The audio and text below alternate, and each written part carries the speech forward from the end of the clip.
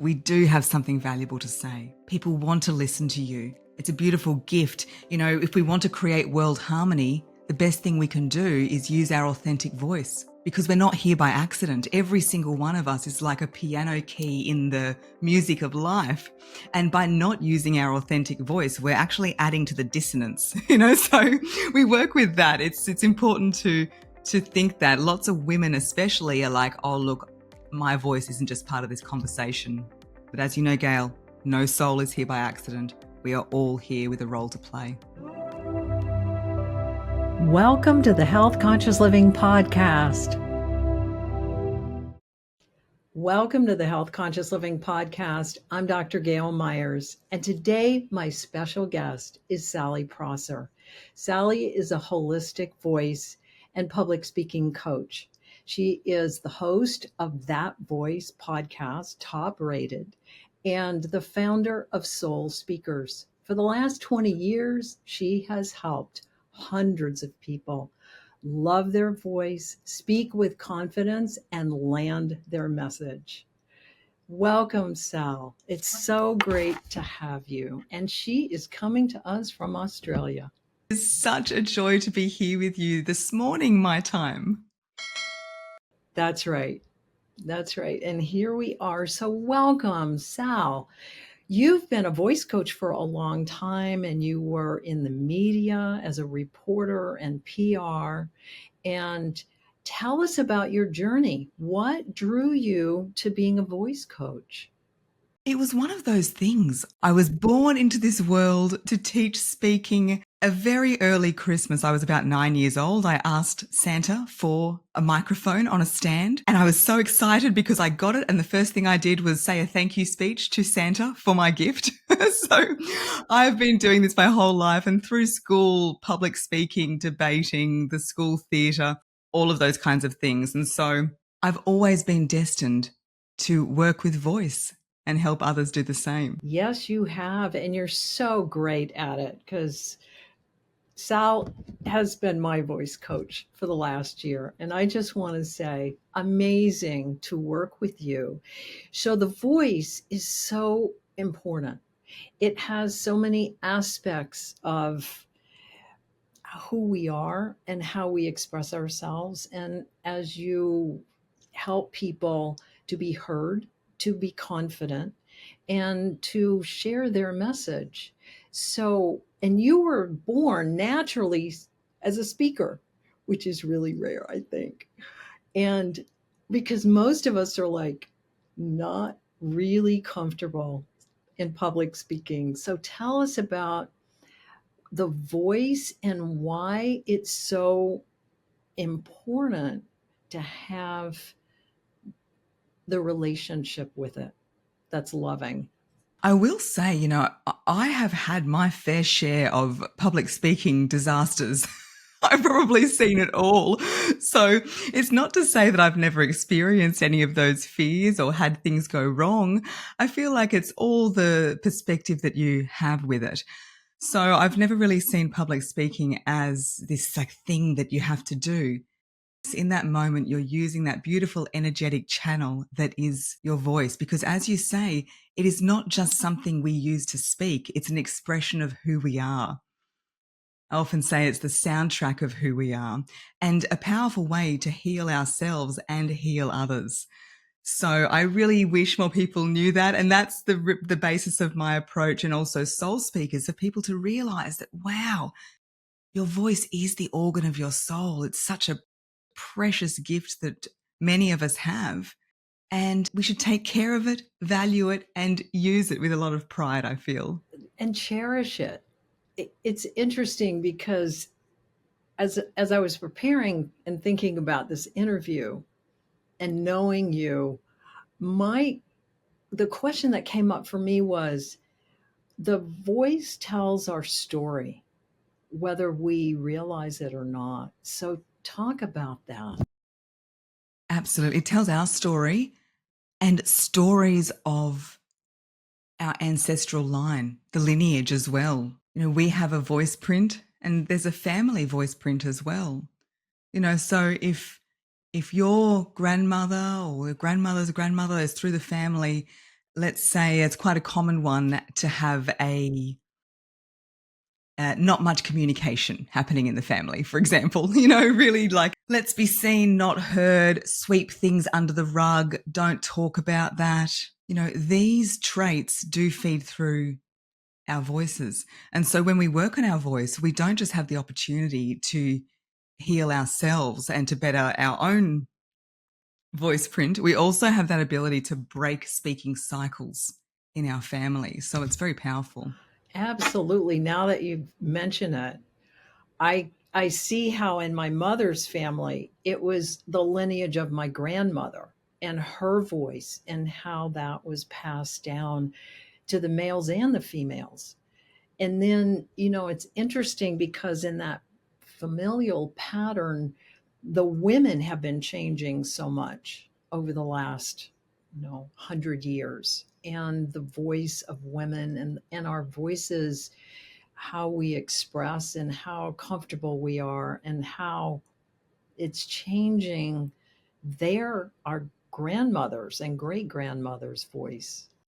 And a great quote is, shame cannot survive the spoken word. Shame cannot survive the spoken word. And this is true of a lot of negative emotions. And so women now, I love, it's International Women's Day this week while we're recording this. And there's so much power in sharing our stories, because for a lot of women, the types of stories they're sharing have not been told, because they've either felt like I'm the only one experiencing it, or it's either been a topic that, oh no, you don't talk about that. And so by sharing our stories, we are opening up permission for all women to connect and say, yes, I feel you. Your story is my story. One of the questions you had for me was, what's the greatest gift we can give with our voice? And it's our story. Our greatest gift we can give is our story, because by sharing that, we are releasing shackles within ourselves, and we're giving other women or people permission to share their stories as well. And stories is knowledge, it's connection. You look at lots of Indigenous cultures throughout the world, and storytelling is such an integral part of the culture. And this is why, because there's so much power in it. Yes, and it's how we learn, it's how we communicate. And it's true, when you really speak your story from your soul, that resonance is so clear versus speaking a story of who we think we're supposed to be, but we're not. Absolutely. Yeah. A big turning point in my life was learning the difference between speaking with confidence and speaking my truth. Before that, people would say, "I'll speak your truth." And I'm like, what does that mean? Like, I'm not going around telling lies every day. What does this speaking your truth mean? And I discovered that I was in my uh, early 30s, and I was a television news reporter. So by all accounts, a very confident speaker with the microphone, on the camera, telling stories, broadcasting. Yet I was in a relationship at the time where I didn't have a voice. I was walking on eggshells.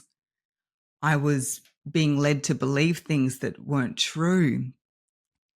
There was lots of fear of speaking up, lots of lies, to the point where I didn't even know what the lie was.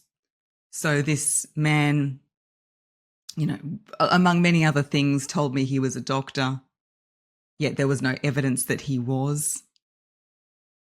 And I dated him in secret from my family for about 6 months, because I was too ashamed to admit to myself, probably as well, but too ashamed that I was with him. So I kept that secret.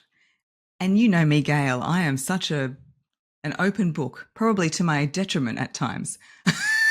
But I'm such a free-flowing person, so it was a real stifling of my spirit to just have this secret, and you don't know what you've told people, and it was just such an oppressive place to be in.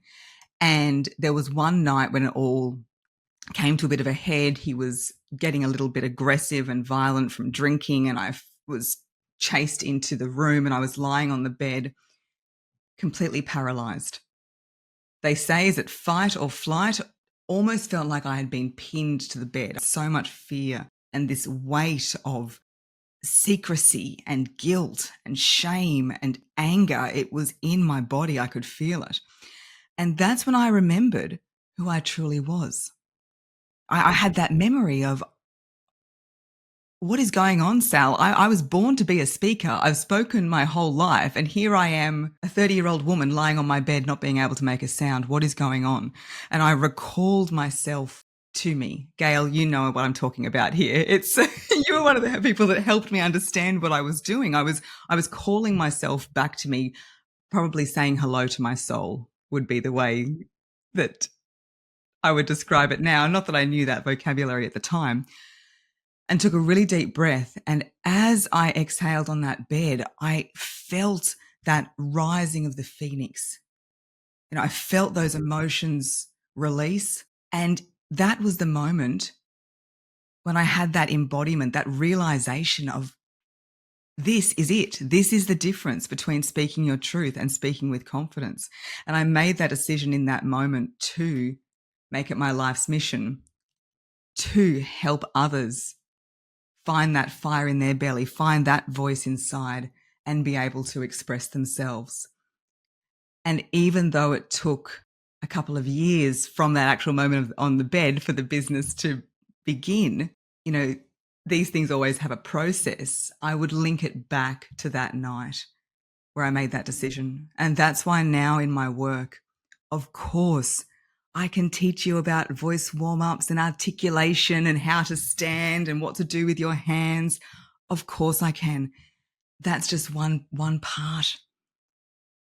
There's so much more to your voice. And when we can tap into that authentic voice and you can feel that freedom in the channel, that's when so many of those surface level things, you don't need to learn the tactics because they come from within you naturally. What an amazing journey. And it's giving you so much compassion for others and a real deep understanding of what others go through, their story, and what is closing off their voice. Yeah, and I also believe that a lot of teaching style professions have had this traditionally, and every coach has a different style as well, of course. It's an area where you really, I believe, can't have any judgment. There's some coaches and teachers out there that are quite judgy, I feel, when it comes to you're doing this wrong, don't do this, and start doing that. And in an area like voice, that very approach can be extremely stifling to the very thing that you're wanting to bring out. That's so true. So, what's your favorite way to teach that opening? Depends on the client or depends on the person. As a generalization, I always want it to be self-led. It's not me giving you a good voice. It's helping you release your own. And so I often have students sitting in front of me wanting to have all the instructions. Sally, tell me what to do. Tell me exactly what to do. Let me write it all down. And this is where we work on confidence, which means to trust. The word confidence means to trust. So it's a trusting of yourself. It's a coming home to your voice. And similar to you, Gayle, we start with going within. So we start with the B for belief, going within. What are the speaking stories that you have from your family or from your own experiences? What is that inner voice telling you? Because our physical voice is a megaphone for that inner voice. So often it's stories of no one wants to listen to you. You haven't got something important to say. Just be quiet. Being quiet makes you ladylike. Nobody wants to hear about that. You were shut down that one time. So if you speak up, you'll be shut down again. We have all these different stories and we have to start there to get that inner voice playing the soundtrack of our true selves, that we do have something valuable to say. People want to listen to you. It's a beautiful gift. If we want to create world harmony, the best thing we can do is use our authentic voice, because we're not here by accident. Every single one of us is like a piano key in the music of life. And by not using our authentic voice, we're actually adding to the dissonance, so we work with that. It's important to to think that lots of women especially are like, oh, look, my voice isn't just part of this conversation. But as you know, Gayle, no soul is here by accident. We are all here with a role to play. Yes. And a message. Mm. And a message. Yeah. The next one is the body. Many people, and actually, if you're listening now and I said point to your voice, where would you point?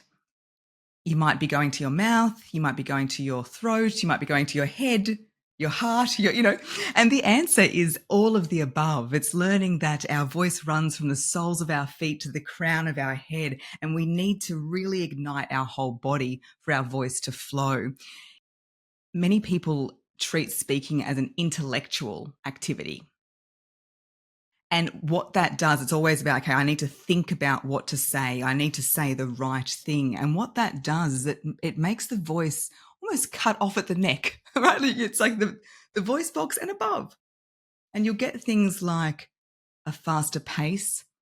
And you can hear how that voice is not within my heart. It's not down near my solar plexus, the seat of my self-esteem. It's not rooted to the safety and security of me feeling like I have put a stake in my sound, as I like to say, not just a stake in the ground, but a stake in the sound. And so working with the body to get that voice in. And then the third step is the breath, because the oxygen is the fuel for our voice. It's the prana, it's the life force energy.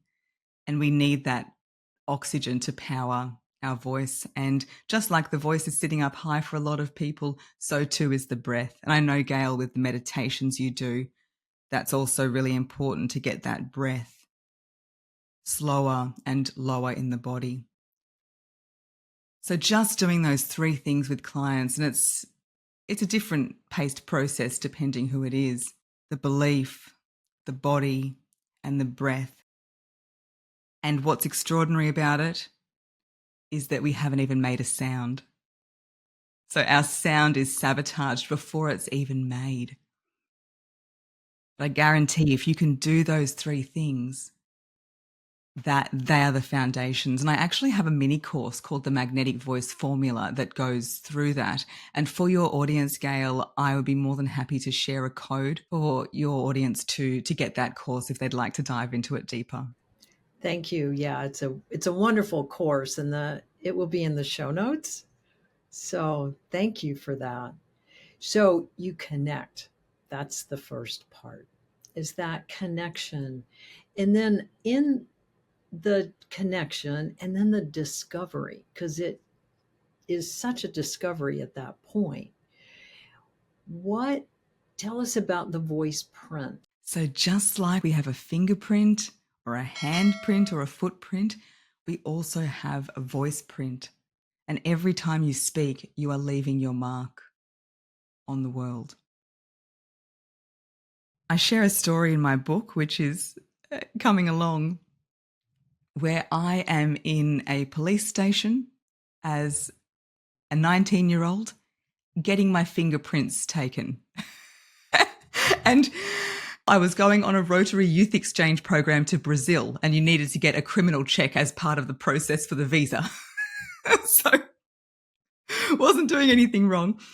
And there was hardly any ink in the pad. And I was just thinking, just get a new one out of the drawer. But I don't know, budget cuts or something. This is what we were dealing with. We didn't have any fresh ink. And he was forcing my hand. We're pushing as hard as we can. And finally, we were able to get something on paper. It was very faint, but it finally got there. And this is how I think about with voice. You know, when you go into a room, are you leaving your prints over everybody you speak to? When they leave, do they have your voice resonating in their body? Are they thinking about what you said and how you said it? Or is it like that ink pad I was working with at the police station where you're straining to make your mark? And you might be speaking. So of course, if you're not speaking at all, it's difficult to do, but you might be speaking up in meetings or on social media, but not feel like you're being heard. And that's a sign that you're not connected with your authentic voice. And when you are, that's when you can truly leave that memorable mark. And how does that feel when you connect with your voice print? It's like in music. If anyone's musical and you sort of have the resolution chord, it's like 2 notes and then it's that feeling of, oh, it's all resolved.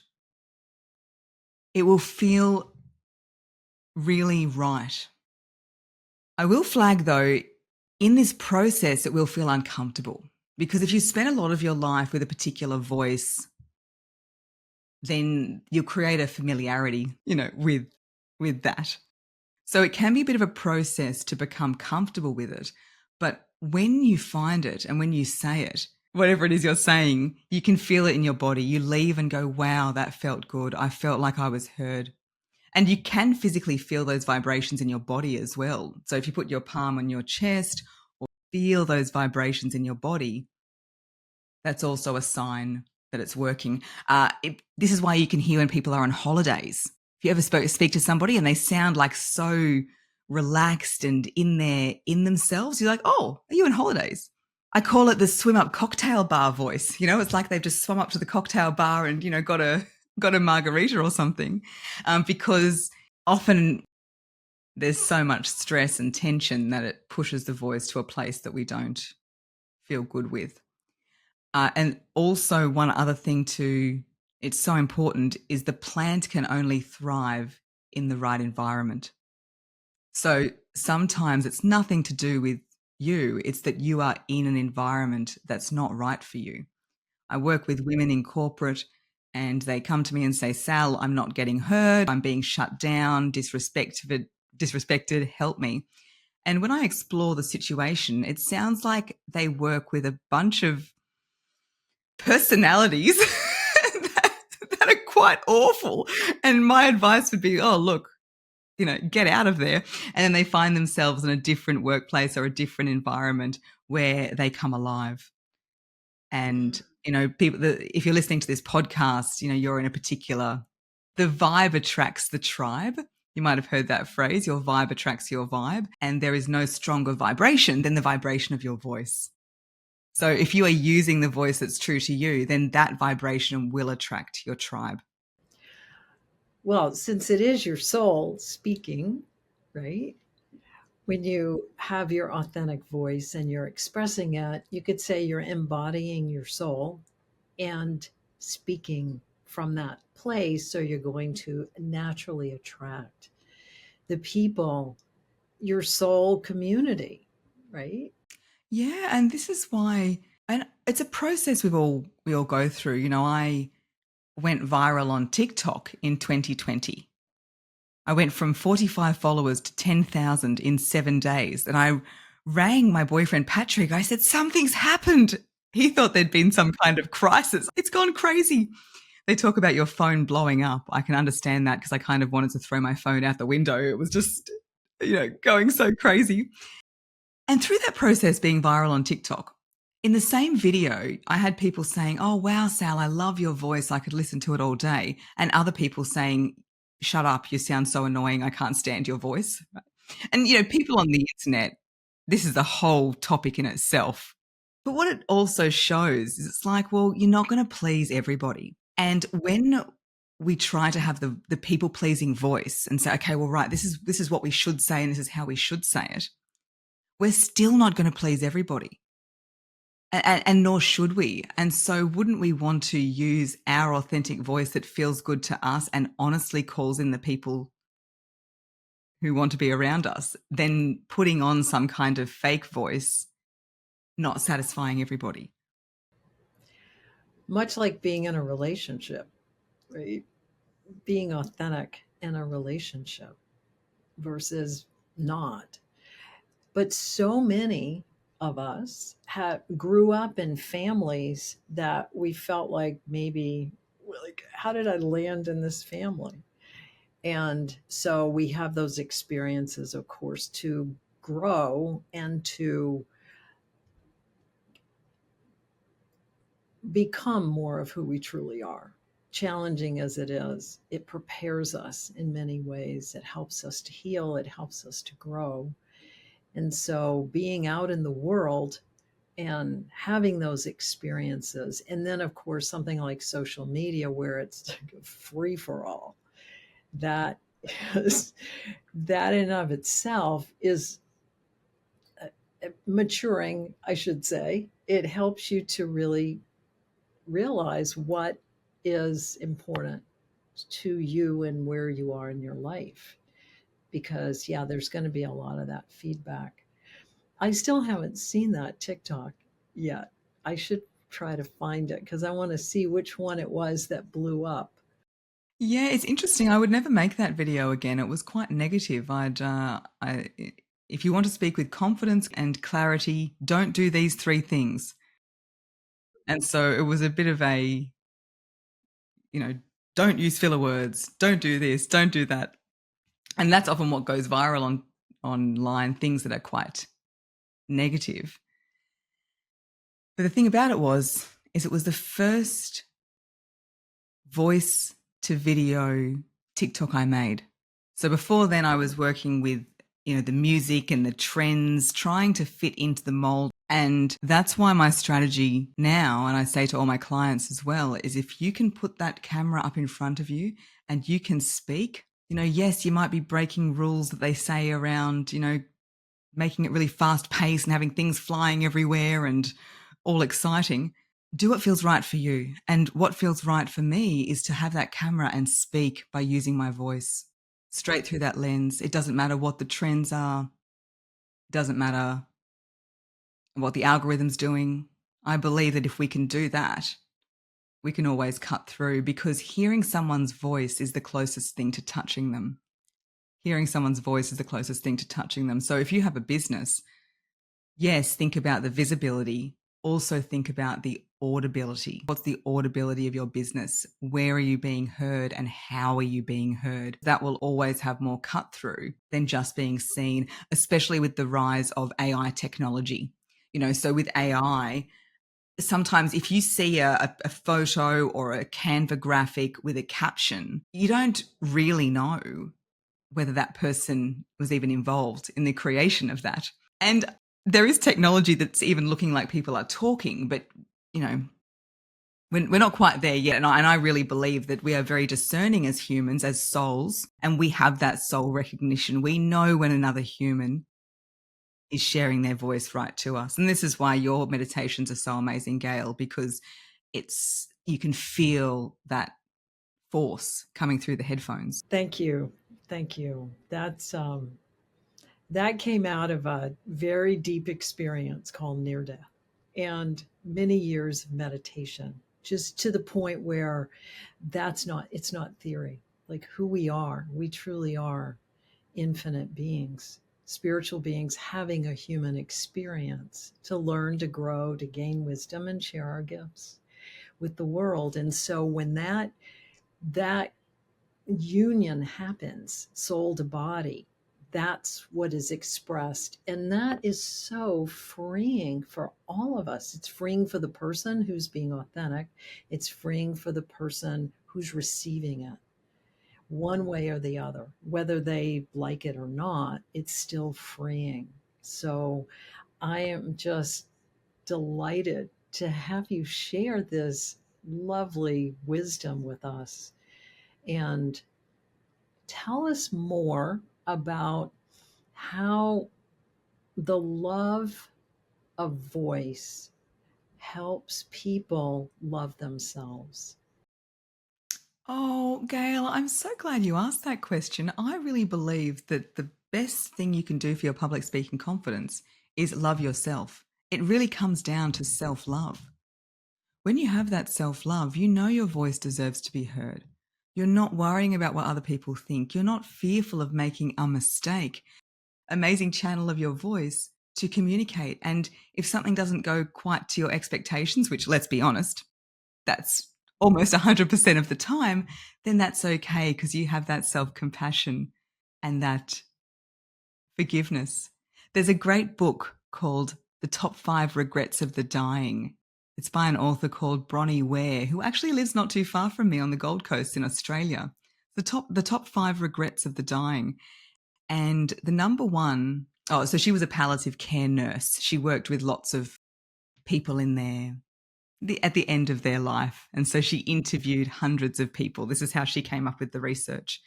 And the number one thing was, I wish I had the courage to be myself, to do what I wanted to do, not what other people expected of me.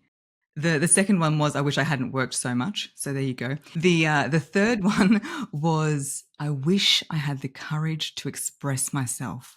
And I feel like number one and number three are very closely related. I wish I had the courage to express myself, which shows that when we come to the end of our life, we're not there celebrating the things that we didn't say. We're regretting the things we didn't say. And I love how you've used the word speak freely. Having been in the relationship I was in the past and now in the relationship I am now, it's a great question for us to ask ourselves with friendships as well, any kind of relationship. Is this a person or a place where I feel comfortable speaking freely? Just that one question will tell you if you're with the right person, if you have good friends, and also if you're in a great workplace. Do I feel comfortable speaking freely? And if the answer is no, then we need to listen to that. Great. We need to say, okay, well, this is not aligned, or there's something better. So much of the time, I think we settle and try harder. But when we reflect with that question and the answer is no, and we're brave enough to say, wow, this really isn't aligned, or I'm going to speak my truth here and then move on, is an option. Yeah, absolutely. And of course, there are different techniques that we can use, and there's different tactics, speaking their truth a little bit too directly at times. And thinking, I probably should have thought about that before it came out, So this isn't about just always saying what's on the top of your head and saying, well, that's speaking my truth. Of course, we need to consider relationships and work on the control and the range of our voice in the same way we need to work on our emotions. There are ways to manage and process emotions, and it's the same with our voice. There are ways for us to master the voice and develop that range. And when it comes back to that beautiful question about self-love, having that mantra of, I love my voice. I love my voice. So many people say, oh, I hate the sound of my voice. I hate the sound of my voice. And I understand that we sound a bit different on a recording. When we're speaking, have inbuilt shower voice. So we sound a bit better to ourselves. That's part of it. But a lot of it is we're not listening to ourselves when we're speaking, and we have this kind of love-hate relationship. Like, I need my voice, but I don't want to get too close to it. But just like a pet, if we're not kind to it and don't give it attention, it might bite us. We need to be nurturing and kind and caring and feel proud that your voice is yours. So I'll say to people, okay, so whose voice do you love? You don't like your voice? Who do you love? And they'll say, oh, Morgan Freeman, or, usually it's some actress, Helen Mirren. We have these voices, and I say, okay, it's Freaky Friday. Tomorrow, you're going to wake up speaking like her. Your voice is gone, and this is what you sound like. How do you feel?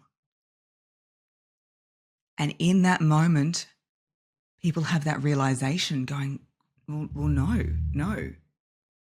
If I don't have my voice, I'm not going to feel like myself. That's like ripping part of me away. And it's ripping out the organ of your soul. It's cherishing that voice and feeling so grateful to have it.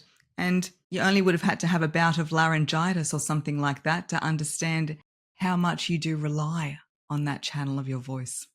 It's such a beautiful healing to just hear you speak about it and hear the importance of how, when we really turn within and welcome ourselves, then we have that resonance to share because we're sharing it with ourselves.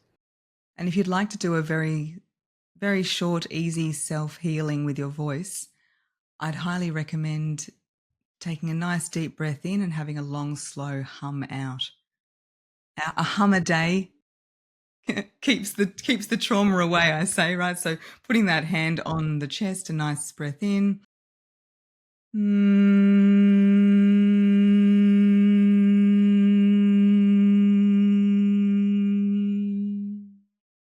Really beautiful. They call it Brahmari breathing, which is like the bumblebee breath. That's beautiful. I'm going to practice that. You have that's a singer's voice. It's so clear and resonant when you do that. That's beautiful. Thank you for sharing that. And remember, you don't need to be a great singer to have a great speaking voice. I did singing lessons my whole teenage years, and the teacher said, "Look, Sal, you're not very good with the pitch. I don't think you should keep coming." So,